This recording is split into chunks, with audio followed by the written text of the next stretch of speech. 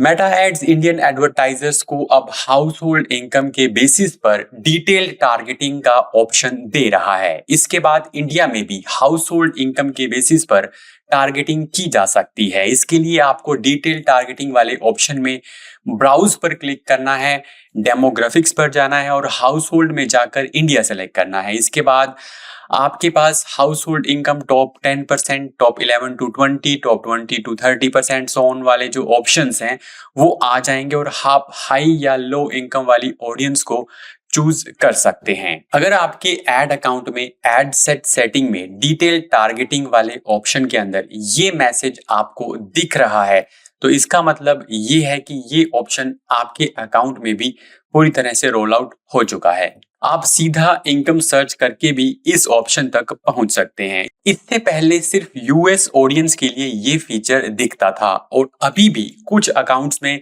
सिर्फ US audience का option दिखाई दे रहा है, लेकिन जल्दी ही इंडियन हाउस होल्ड इनकम वाला ये फीचर सभी अकाउंट्स में रोल आउट हो जाएगा, जिससे टारगेटिंग और भी बेटर हो जाएगी।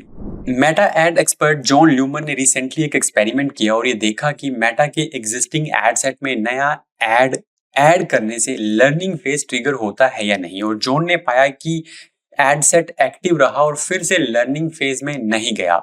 हालांकि मेटा का ऑफिशियल डॉक्यूमेंट ये कहता है कि एड सेट में नया एड ऐड करने से एक सिग्निफिकेंट चेंज होता है और इससे एड सेट लर्निंग फेज में चला जाता है।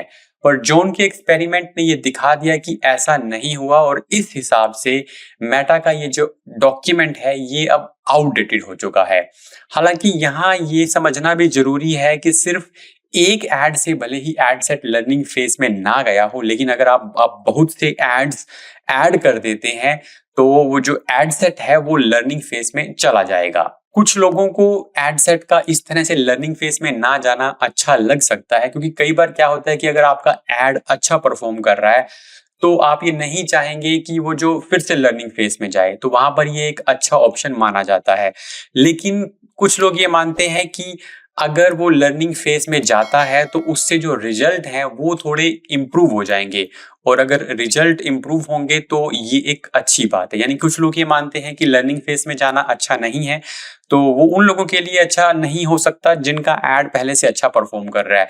लेकिन अगर आपको एड में इम्प्रूवमेंट चाहिए और आप एक नया एड जो है वो ऐड करते हैं तो उससे फिर से लर्निंग फेज में जाने पे एड जो है वो इम्प्रूव हो सकता है। तो कुछ लोगों को हो सकता है ये जो इम्प्रूवमेंट है, ये जो चेंज है वो अच्छा ना लगे।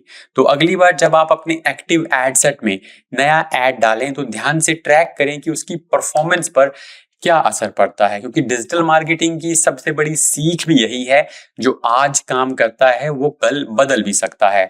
और हाँ, अगर लर्निंग फेज को डिटेल में समझना चाहते हैं तो ये वीडियो जो है इसको आप जरूर देख लें। शुरू में जब परफॉर्मेंस मैक्स आया था तो इसे एक ब्लैक बॉक्स टाइप का कैंपेन कहा जाता था, यानी ऐसा कैंपेन जिसमें कुछ भी पता नहीं चलता और आपका जो एड बजट है वो उठ जाता है। लेकिन तब से लेकर अब तक गूगल ने परफॉर्मेंस मैक्स में बहुत से चेंजेस किए हैं और अभी हाल ही में गूगल और भी बहुत सारे चेंजेस जो है परफॉर्मेंस मैक्स के लिए लेकर आया है, जिससे ये कैंपेन टाइप जो है लोगों का फेवरेट बन सकता है। सबसे पहला है एसेट रिपोर्टिंग।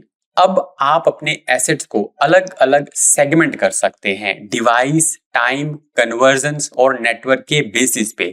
यानी आप साफ देख पाएंगे कि आपकी creative search, display, discover, Gmail, YouTube और मैप जैसे नेटवर्क्स पर जो ऐड हैं वो किस तरह से परफॉर्म कर रहे हैं। चैनल परफॉर्मेंस रिपोर्ट, ये दूसरा इसका फीचर है जिसके बारे में बात कर रहे हैं। तो गूगल ने चैनल रिपोर्ट को और भी पावरफुल बना दिया है। अब आपको इसके अंदर ये नए फीचर मिलते हैं। अकाउंट लेवल पर जो है बल्क रिपोर्टिंग और डाउनलोड, चैनल विजुअलाइजेशन में कोस्ट जोड़ दिया गया है, आरओआई कॉलम अब टेबल में ऐड किए जा सकते हैं। साथ ही रिजल्ट्स को कन्वर्जन, एक्शन और एड इवेंट टाइप के हिसाब से सेगमेंट किया जा सकता है। इस व्यू से आप आसानी से समझ सकते हैं कि कौन सा चैनल आपके बिजनेस गोल पर सबसे ज्यादा इम्पैक्ट डाल रहा है। चैनल डिस्ट्रीब्यूशन टेबल में अब आप सेगमेंट कर सकते हैं, यानी conversion action, conversion category, ad event type, और इससे ग्रैनुअल लेवल पर पता चलेगा कि कौन सा चैनल सिर्फ क्लिक ला रहा है और कौन एक्चुअल कन्वर्जन ड्राइव कर रहा है। इन अपडेट की हेल्प से अब आप अपने एसेट मिक्स को बेटर ऑप्टिमाइज कर सकते हैं। चैनल वाइज आरओआई ट्रैक कर सकते हैं, बजट को सही जगह पर इन्वेस्ट कर सकते हैं और सबसे जरूरी परफॉर्मेंस मैक्स कैंपेन को सिर्फ गैस वर्क की तरह से नहीं बल्कि रियल डेटा के बेसिस पर ऑप्टिमाइज भी कर सकते हैं, जो कि पहले नहीं होता था और इसी वजह से इसको जो है एक तरह का ब्लैक बॉक्स कहा जाता था। नेक्स्ट न्यूज भी गूगल एड से जुड़ी है। मान लीजिए अगर आप अपने गूगल एड कैंपेन में मैसेज एसेट्स का जो यूज करते हैं तो ये इन्फो आपके लिए जरूरी है। गूगल ने नए मैसेज एसेट रिक्वायरमेंट की अनाउंसमेंट की है जो कि 30 अक्टूबर 2025 से इंप्लीमेंट हो जाएंगे और धीरे धीरे अगले 4 हफ्तों में इनका पूरा एनफोर्समेंट भी होगा। तो अब सवाल ये है कि जो इसके अंदर मैसेज एसेट रिक्वायरमेंट में क्या चेंजेस किए गए हैं। गूगल का कहना है कि ये चेंजेस इसलिए लाए जा रहे हैं ताकि यूजर्स को बेटर और सेफ एक्सपीरियंस मिले। अब जो चेंजेस हैं उनके बारे में आपको बता देता हूं। तो अब आपके मैसेज एसेट्स तभी चलेंगे जब वो गूगल की पॉलिसी को फॉलो करेंगे और प्रॉपरली वेरीफाइड होंगे। अगर वेरिफिकेशन फेल हो गया या पॉलिसी का वायलेशन हुआ तो आपके एसेट्स डिसअप्रूव हो जाएंगे। गूगल ने साफ लिखा है, message assets allow users to start a conversation with your business using your preferred messaging platform. लेकिन इसके लिए कुछ जो रूल्स हैं उनको हार्डन किया गया है, जैसे कि कुछ चीजें डिसअप्रूव हो सकती हैं। सबसे पहले तो अनवेरिफाइड मैसेज एसेट्स, यानी अगर आपका जो मैसेज आईडी या यूजर नेम गूगल से वेरीफाई नहीं है तो एसेट्स नहीं चलेंगे। दूसरा, अनवेरिफाइड फोन नंबर। अगर आपके मैसेज एसेट्स में फोन नंबर जुड़ा है तो वो पहले गूगल से वेरीफाई होना जरूरी है और वेरिफिकेशन फेल होने पर एड डिसअप्रूव हो जाएगा। इसके बाद जो तीसरा रीजन है जिससे एड ये मैसेज ऐसे डिसअप्रूव हो सकता है वो है एडिटोरियल मिस्टेक, यानी स्पेलिंग एरर, गलत कैपिटलाइजेशन या सिंबल्स का अगर मिसयूज है तो भी आपके एसेट्स रिजेक्ट हो सकते हैं। और अगर आपके एसेट्स डिसअप्रूव हो जाते हैं तो गूगल हेल्प सेंटर पर डिटेल गाइड मिलेगी जिससे आप उन्हें ठीक कर सकते हैं। तो अगर आप गूगल एड चला रहे हैं और मैसेज एसेट का यूज भी कर रहे हैं तो अक्टूबर 30 से पहले वेरिफिकेशन और कंप्लायंस को अच्छे से चेक कर लें, नहीं तो जो आपका एक इंपॉर्टेंट कम्युनिकेशन चैनल है और वहां से जो लीड्स आ रही हैं वो मिस हो सकती हैं। ओपन एआई जिस पर आप चैट की हेल्प से सर्च करते हैं, रिसर्च करते हैं और इमेजेस भी जनरेट करते हैं, वो अब सिर्फ एआई चैट तक लिमिटेड नहीं रहने वाला।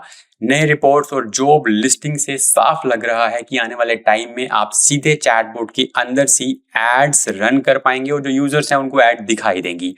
ओपन एआई ने हाल ही में growth paid marketing platform engineer को हायर करने का अनाउंसमेंट किया है। इस रोल का मोटिव है ad platform integration, campaign management, real time attribution जैसे सिस्टम को तैयार करना। यानी ओपन एआई अब खुद का इन हाउस एड प्लेटफॉर्म बनाने जा रहा है, जैसे कि गूगल एड है या फिर मेटा एड है। तो इस रिपोर्ट के हिसाब से ओपन एआई का प्लान है कि 2026 तक फ्री यूजर्स को मोनेटाइज करने के लिए चैट जीपीटी एड्स लेकर आए। फ्री यूजर्स यानी वो लोग जो अभी तक चैट जीपीटी को मुफ्त में यूज करते हैं, उन्हें अब चैट जीपीटी में एड्स देखने को मिलेंगे और उसके साथ उसको यूज कर पाएंगे। और एडवर्टाइजर्स को भी एक नया चैनल मिल जाएगा जहां already 700 million weekly active users रहते हैं।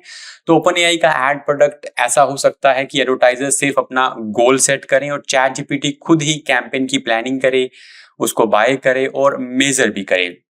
यहाँ पर एडवीक की एक रिपोर्ट के हिसाब से ओपन एआई की चीफ ऑफ एप्लीकेशन फिटजी सीमो अभी उस कैंडिडेट को ढूंढ रही हैं जो इस नए एड्स टीम को लीड करेगा और चैट जीपीटी में एड्स को लेकर आएगा। अगर चैट जीपीटी एक एड प्लेटफॉर्म बनकर सामने आया तो इसकी रीच किसी भी सोशल मीडिया प्लेटफॉर्म को टक्कर दे सकती है।